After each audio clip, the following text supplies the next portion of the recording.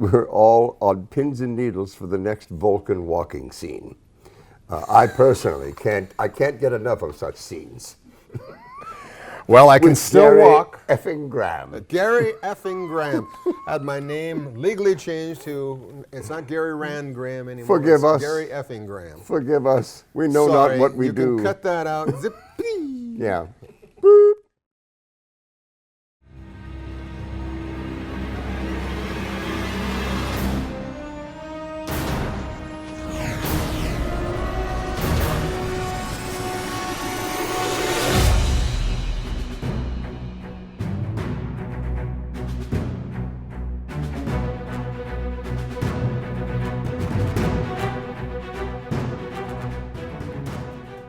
The first fan film that you guys did was Star Trek: Gods and Men. Together? Together. Yeah, we I were in think. that. Did you do any fan films before that? Either one of you? Not that I recall. I don't remember. I don't think so. I don't remember. Most of the films I have done have nothing to do with fans. The fans don't care for them.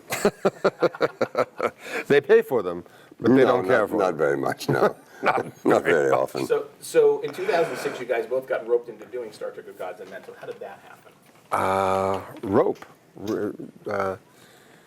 Hemp rope. Tim Ross was directing. He was directing it. Terrific actor, and I said, sure. He said the cast members, and I was going, yeah, Absolutely. Yeah. And then they got to J.G. Hertzler, and I go, not so much. Does he have to? Okay. So yeah, that's He'll just be working back behind the camera, so don't worry about him too much. doing craft services. I think that was you. That was you running out of Ritz crackers. They told me it was crap services, and I said, well, I can handle that. Oh, and then the toilets backed And then the toilets backed up. Boom, it was downhill from there. So what was the experience like working on... Does that answer your question? I think I just explained the experience. It was like, there's toilets backed up, 110 degrees, and then it got bad. Yeah, I think it went downhill from there. But once the sticks came in and the scene was rolling, it was fun. Action. It was a gas. It was a gas playing with all my old friends. But then there would be the eventual sad cut, and we'd be back to miserable conditions. Everybody's frustrated and on each other's nerves and screaming and hollering. And you weren't there when Tim takes his book and just slams it down on the table and walks off. And Walter walks off, and the shell stormed off. Yeah. And just a couple of us hanging around going, what just happened? Okay. Wow. And It's all right. It's all right. we're back. It's all right. It's all We're right. not supposed to talk. That's all right. He's British. He doesn't. Pay those attention to Brits. things like that. Don't put that on me, I listen. Those Brits are so ill-tempered, The Brits they're blamed for everything. ill-mannered. Yes. Come across his roommate. Hey, I'm working here. All right. So Gary then went on from that fan film to do Renegades, right? Starred in stage, screen, and television. Renegades, yes. What was What was different I- from doing Renegades from doing Of Gods and Men? Well, in Gods and Men, I was the character. I was a shapeshifter, which was convenient because I could only work half the time, and then suddenly. Renegades were a shapeshifter, actually. In Of Gods and Men, I was a shapeshifter. And I would be in a scene, and Tim would say, freeze, and I'd freeze. And then I'd move in, and Garrett Wong would come in, and I could go take a nap. Or go home. You would become Garrett Wong. I would become Garrett Wong, even though it's supposed to be me. Right. Is another form. But so I like that. Work half the time and. Yeah, I was scheduled. I was penciled in to do Renegades, but then they changed the schedule from summer to fall. Oh. And I said, well, my daughter's starting college. I can't be, because I have no idea what's going to happen there. So I said, I got to be in New York rather than 3,000 miles away. But we shot in New York. No, you didn't. In Renegades? Not in Renegades. In No, Of Gods I'm talking and Men. about Renegades. Oh, Did I sorry. say Gods and Men? Sorry. Forgive me. I didn't get the I memo. was that British man. He was making sounds again. Have him please extricate It's it the from the Brit. studio. He distracted me. That guy over there, he distracted me. Folks know how difficult it is to do. They said, would you like to direct Mr. Graham in a scene? And he thought they meant distract. Yes. Direct, distract, it's... We Americans are not good at pronunciation, so No. he's very, No. you know, All right. Dyslexia exacting. of the He's an mind. exacting director. So after, in Gary's case, 2 fan films, in your case, 1 fan film, then... Well, it doesn't mean I'm a bad It's not, guy. not that we're keeping score. Right. Jeez. And if we can just zip that Just out, one just fan edit it film out. for me. But then came Axanar, specifically Prelude to Axanar. How did you guys go from just walking down the street one day to agreeing to do Axanar? How did that happen? And to being litigants. That's another part of the question that happens later. in the That interview. comes on a little later. That's Axanar Part 3. But yeah, so the first thing, you're sitting there minding your own business, and what happens? CBS pounds. No. From Of Gods and Men to, no, Renegades to, God, I don't even remember. God's Man was the first one in 2006. Renegades was then 2014. Okay, 2015. Renegades. Good. Well, no, we're talking about Axanar. But yes. Axanar. But Renegades actually happened. So was filmed confused. first, and then Axanar Right. was filmed next. So Right. in Gary's case, but basically you guys were doing some fan films, but what led you to agree to do Axanar? I'm guessing Alec pitched it to you, or some other buddy. you mean prelude to action. Prelude to Prelude. Axanar. Liquid you, Although, used. interesting question Prelude. here. Let me ask you a question. Originally, it was supposed to be a big Axanar fan film. But then Alec decided to do Prelude to Axanar. When you were pitched it, were you pitched the 90-minute and then told it's going to be a 20-minute thing first? Or were you just pitched the 20-minute thing? I don't recall. I don't have any I think it was idea. the entire thing. Yeah, I don't The entire remember. thing was going to be one thing, and I think we were going to do it in stages. I don't remember what he said. I've The never lying seen this woman before, officer. It's hard to keep up with him. I have no idea. He's No. just But he talked you into doing it. Well, yes. blackmailed us is a better word. He mentioned, everyone that was going to be doing it. Who was already doing Claude Rains was scheduled, penciled in. Claude Rains, Gregory Peck was going to Gregory do it. Peck. And when they didn't show up, they lassoed those other folks. What are their names? I don't know. No, we don't know. We'll talk in these false British accents These for a while fakey British until we accents. get back onto truth mode. hardest interview There it is. Ever. Okay. Was anybody else signed up when you guys? I'm guessing Richard Hatch was already in there, right? In fact, that's why Richard I did Hatch, it. yes. That's why I did it. No offense, my good friend. Absolutely. But I None heard that taken. Richard Hatch was not just in it, but was going to play a Klingon. Pretty boy, going to put on the Klingon head and play a Klingon. And I said, oh, I'm in. That's it. Sure, I'll do it. Yeah, that's pretty much the. For a hefty sum. I Yeah, would say. no, But I all didn't the get money the went hefty that sum. way. He had another Porsche he had to buy. Ah. Gary, he's a sports car driver and a biker. You're a biker, yes? Was. Do you have a bike? Was. You don't still have Had a a bike? couple of Harleys. No, I don't. Couple Harleys. Yeah. Whoa. When my daughter came along, I said, "Oh, Better I want ease off." I want to see her grow up." Yeah, yeah, Motorcycle. yeah. Motorcycle. Exactly. What was the question? Oh, I forgot. So So other people were signed up to do Axanar, and your thought process at that point was, I mean, Richard Hatch already signed up. Who else was signed Well, up? my first reaction was I read the script, Talking Heads, and I said, "What? You can't. You're talking about science fiction. You can't have talking heads, a documentary style of talking heads talking about an event that didn't really happen. How can that possibly work? It can't work."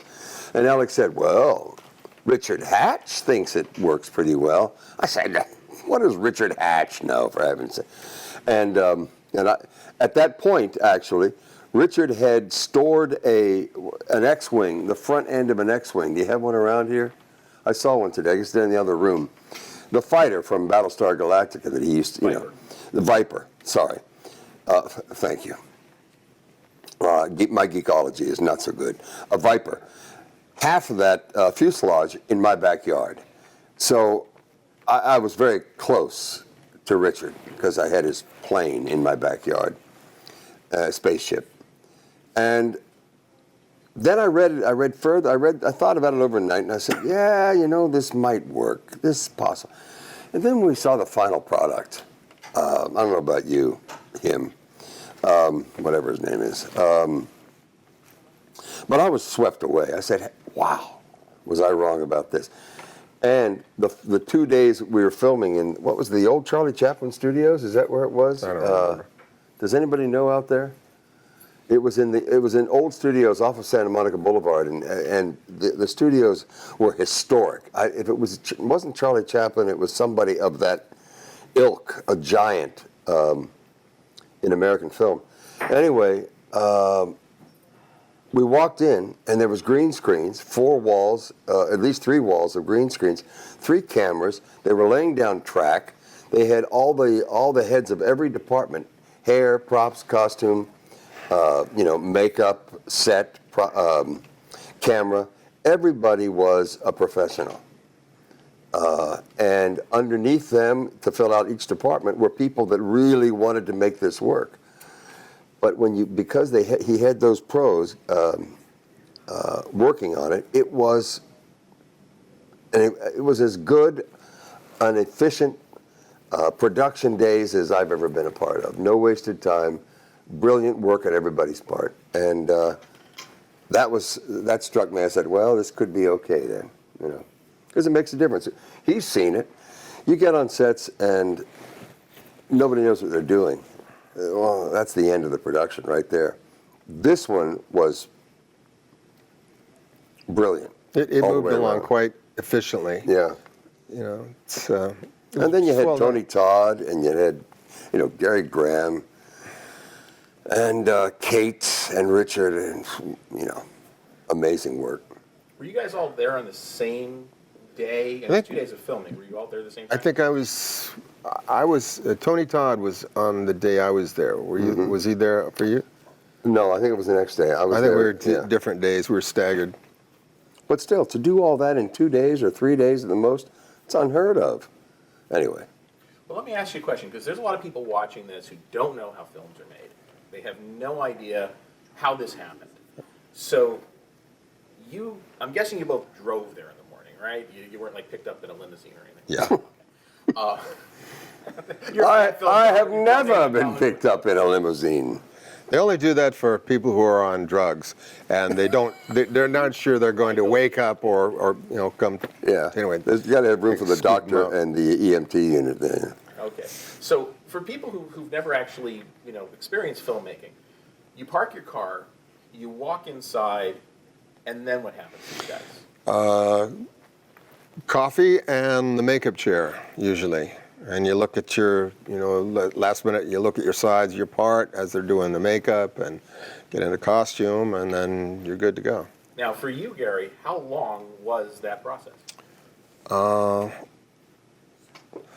It's about 2 hours, all included. The eyebrows alone. The eyebrows, the ears, the makeup, the wig is about 2 hours to 1 hour and 45, something like that. And you, JG, I'm guessing were shorter, right? 10 minutes. Boom. I never, I've always worn makeup. It had no makeup to go on, and there's no prosthetics, no scars, no, Now, with Martok, it took 4 hours. And in terms of getting on the studio lot, I would have to come in about 3 o'clock in the morning onto the, through the Paramount gates to do Star Trek. And the only people on the set the only people on the entire studio lot was the guard at the gate, my makeup man, and me. And that was pretty bizarre. That was a bizarre Hollywood experience. Then when I'm done with makeup, I come out into the light, because it was dark when I came in. I come into the light, and the studio lot is filled with buzzing. It was a remarkable experience for me. This was, as I said, it was filled with professionals in a compressed amount of time, doing the best job they can possibly do in a very short amount of time, and it was an amazing thing. It was like a Swiss watch. Very like relaxed like that set Timex as well. the gentleman's wearing there. Yes. Very, very relaxed set.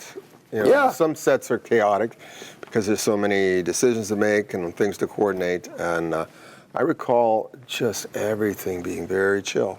Yeah. And Who do you attribute that to in terms of the production? well, you got to start with the top, I guess. Alec Alec. just arranged the right people. You know, if you put the right kind of people together who all believe in the project and the text and what we're doing, and then the sergeants, you know, Right. the ADs and whatnot, and they keep it orchestrated, and everybody just did their job. And it doesn't happen very often. And in such What happens? It doesn't happen in non-pro situations. In pro situations, you know, but still you get a lot of chaos. even in pro situations, Yeah, if you it's get the person at chaos. the top is a nutball, then yeah. Oh, then it's It the can be carts. chaotic. The wheels are off the cart. Well, this harkens us back to Of Gods and Men. You were talking about that was not quite the same level of calmness. Yeah, it wasn't. Yeah, it wasn't so much. I couldn't fault the director or the producers or anything. That was just where we were filming and the time of it was, you know, upstate New York in what, mid-August or something Yeah. like that. It was. And it was just horrendous, and there was no cell It was cell the service. hottest. It was the hottest temperatures for that period of the summer. Very humid. On record. Wow. It was like 110 degrees. Very and we were in humid. an old factory building that had been abandoned. Poor circulation. No air. No air. And then the plumbing went out like the second or third day, And there was a railroad right next to the building. So we'd have to wait for the trains to go by and say, "Cut, holding for a train." It was, you know, sitting there sweating. And do you remember the night that we had night filming, and apparently there was a house that was having a huge party with an electric rock and roll band. That's right, And I Harley forgot. Davidson's revving. Yeah. And we had to hold for the Harleys, and you know, They would. oh, they're starting another song. Oh, okay, that'll be 10. Oh, man, I didn't know those stories. Yeah. Okay, so, Gary, you've been there for 2.5 hours or whatever. You are now Soval. You are in makeup. You walk Okay. out of your chair. All right. You walk on the set. And then what happens? And then This is for people who don't know, you know, how I report to duty, and I go and I take the seat. They call you to the set, and you sit down or stand, and the director is there to explain what we're going to do, what the scene is, and then we try one for camera, and we get lucky, and we get a print, and maybe we'll do another one for safety, and then Moving it's on to on. the next deal. How long are you sitting there while they're adjusting lighting and outside makeup and all that? Not freaking long at all, because of course there's second team. There's the stand-in to let them set the lights on you. If we had a stand-in, which we didn't have any stand-ins, so we were our own stand-ins. And sometimes you get temperamental actors that nobody that we would know. And No, like certainly Soval. who would, Soval who was, would ask for, you're not doing it. Can you just sit here? I'm going to the bathroom. I need some coffee. No. You get somebody to stand there like a human being, and they adjust the lights and the focus and the shadow, get the shadows out of there. But I don't suffer long in that spot. No. I'll just say, okay, second team, and I'll move. So were you the biggest diva there? Or was somebody No, else? I'm never a diva, ever. Well, a little bit, but not. I'm sorry, I have to take this. Sorry, I'll just continue. I'll Go see if ahead, it's- go I'll ahead. see if it's It doesn't Hollywood. bother me. Doesn't bother me. No, it's not Hollywood. Again. So it's easy. You get used to being comfortable in that environment, which is at first when you get into the business, it's very uncomfortable, very then it feels like home. nerve-wracking.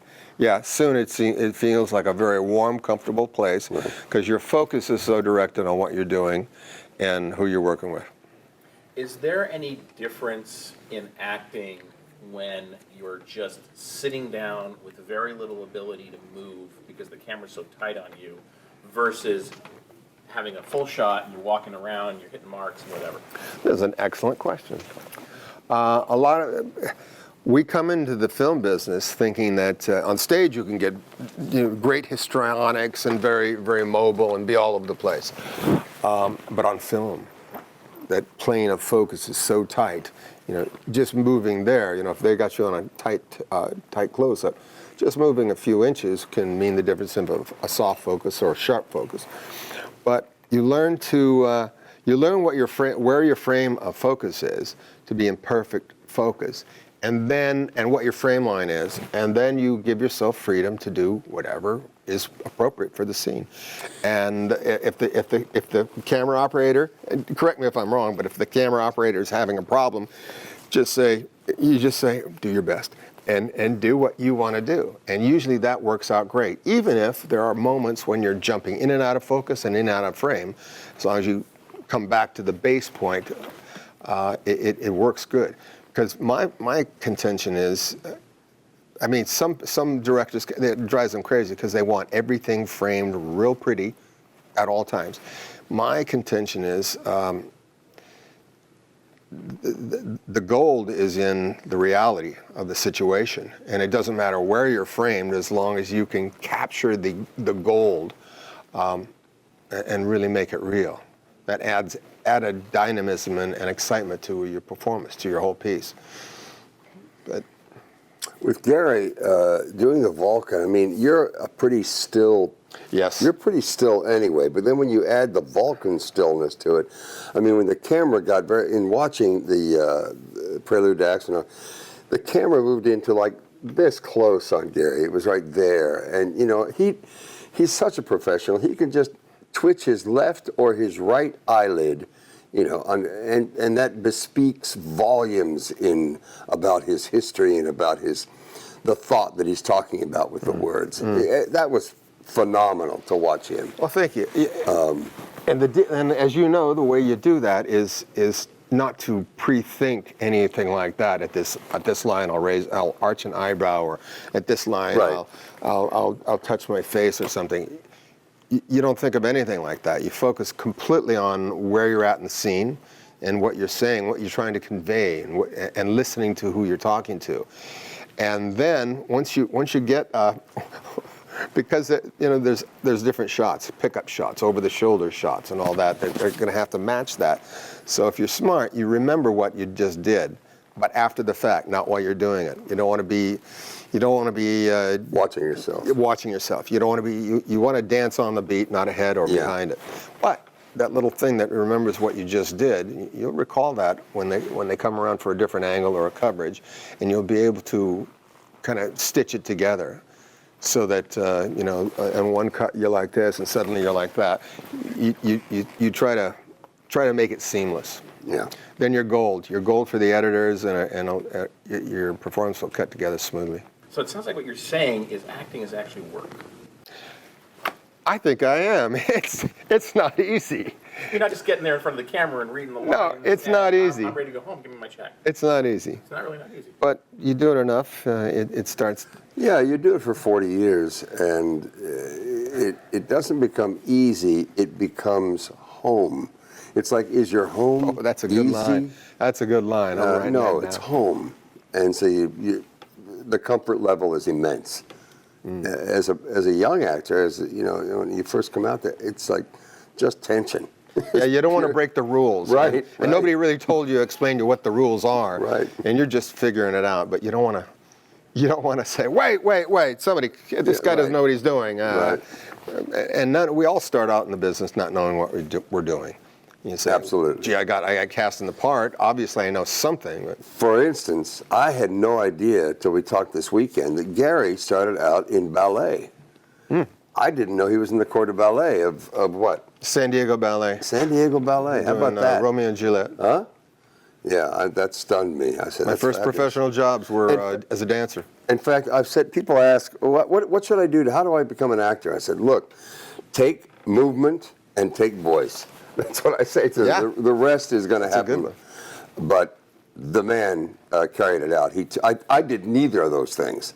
Neither of those things. He did. He started out as, movement. And that's a huge thing because being a ballet dancer enables him to be unbelievably still on stage in the image if the camera's here. And that, I was a football player. I had no idea what I was doing. I said, I could do that. And it took me 40 years to begin to learn a little bit. Did you guys do anything to prepare for your roles in Axanar before you shot? Well, I had the advantage of, unlike JG, I had the advantage of having played my role before. How long had you been able to do it? How many years Do what? as Soval? Saval? Well, 4 years actually, because you started. Yeah, off and on. Pilot. I was in all 4 seasons, recurring. But So but literally, you're able to work on that for 4 years. Not heavily work on it, but you're able to do it and refresh it and do it. I had a good sense. huge The difference. one adjustment from Enterprise to Axanar, I went deep inside my head and gave him. I think he aged 60 or 70 years or something like that. Vulcans lived to be 240 years old or something like that. So I just made him a little more thoughtful, a little more contemplative, a bit wiser perhaps, reflective. And what about you, JG? Well, people ask, they say, what's your favorite role? And I have to say, because I've spent 20 years doing Shakespeare outdoors and indoors, and classic plays before I got into television. And people say, well,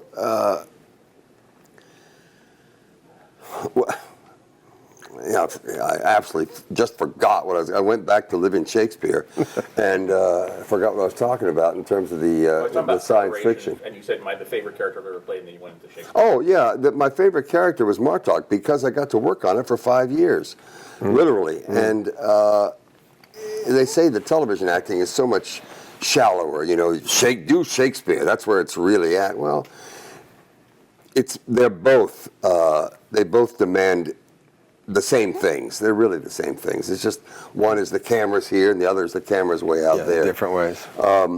But I got a chance they started writing for Martok. I could work on him and twist this and twist that and find out new things about his character for 4 or 5 years, as opposed to for a Shakespeare, for instance. Unless you even if you do already know the role, you rehearse for 3 to 5 weeks in American theater.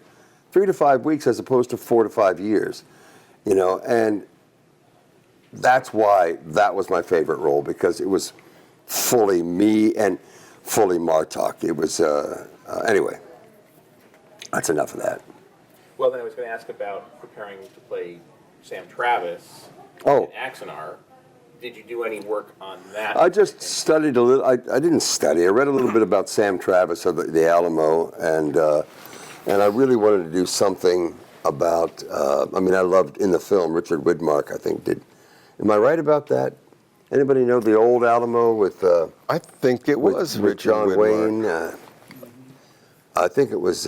Yeah. Richard Widmark. Yeah, I loved that character. There was Jim Bowie. And there was quite a crowd there. Sam Houston. On both sides. Well, Sam Houston came in after to clean up the mess that the Alamo had happened, but I wanted to make him a country, not uneducated, but a man, a farmer more than a professor, and that happened to get into space travel and the Space Force. And that's where he's like Yeager. Chuck Yeager is a good old boy that flies very fast. You know who I mean? Yes. Yeah. First man to break the sound barrier. Yeah. Right. Hold on for just a quick second. I want to make sure I don't have to go to panel at 5. We're holding now, and this is an excellent We'll be right time. back after a word from JG Hertzler. It's a nice time to talk about Eskimo pie. So good news Now, for you guys. Good news for you. I got 10 minutes, so you got 10 Oh. minutes. never mind. Good news for you guys. I can stay with you a little longer. There you go. Okay, so Alec gets sued. What are the thoughts that are going through your head? Of course he got sued. You got. I somehow thought it was all going to come off, pulled off, without a dance, without a trick. You get 3,000 lawyers in the 5th floor over there in the Paramount building, wherever it is, and of course they said, "Wait a minute, you're doing a Star Trek show, and it's not under our control. And in my opinion, in my consideration, I guess, I could. How can you do this? You know. Well, and he got along. Then you pull out this. Listen, these fan films have been going on for a long time. Yeah, Look why at these. pick on us? One after exactly. We're just doing the same thing. There's one reason. This was done incredibly well. That's what our big mistake was. Yeah. So we were did good. We were wrong. penalized Yeah. for it. And Alec I mean did penal, good, and it was wrong. penalized. Yeah, and I don't know. They should have found a way to. Well, I don't. One would have thought. Yeah. One would have thought hoped anyway. that the cooler heads would prevail, and they'd say, "Gee, these guys may be onto something here. Let's bring them in and let's have a hey. We could sue the shit out of you." Of course, they could and did, but doesn't it make more sense and better use of mind power and everybody's time if we collaborate a little bit? We'll take 90% of any revenue or 95, we'll 96. spread our name over it. Yeah. We'll have our controllers controlling, quality control, and you guys just veer off the tracks one iota, and we'll go in and fix it or fire all of you and throw you in Right. jail. Wouldn't that be? And Alec would be going, great. That sounds fantastic. You guys take all the credit after we do 95% of the work, which is sometimes what happens in Hollywood. Yeah. But we would have all said, yeah, far out. Yeah, I don't think they. The thing about it is, that it's not about making it. Hollywood's about money.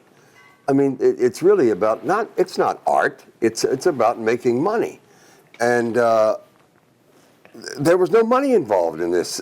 Production. There's no way Alec could have done what he did in 2 days with with the crew and the money that he had. It was like nothing, and we did.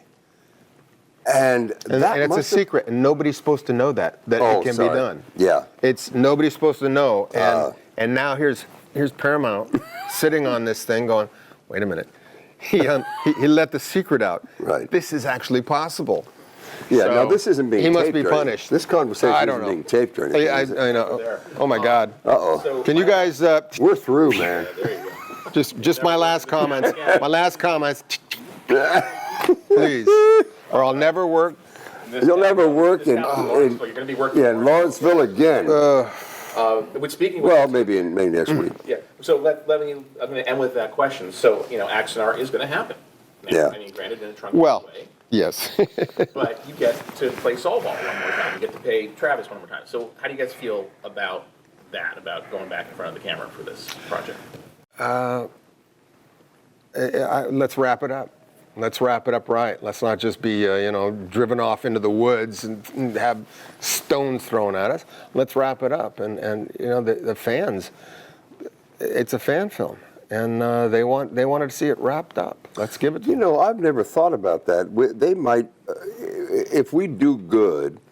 Everybody involved, Paul, Gary, Kate, myself.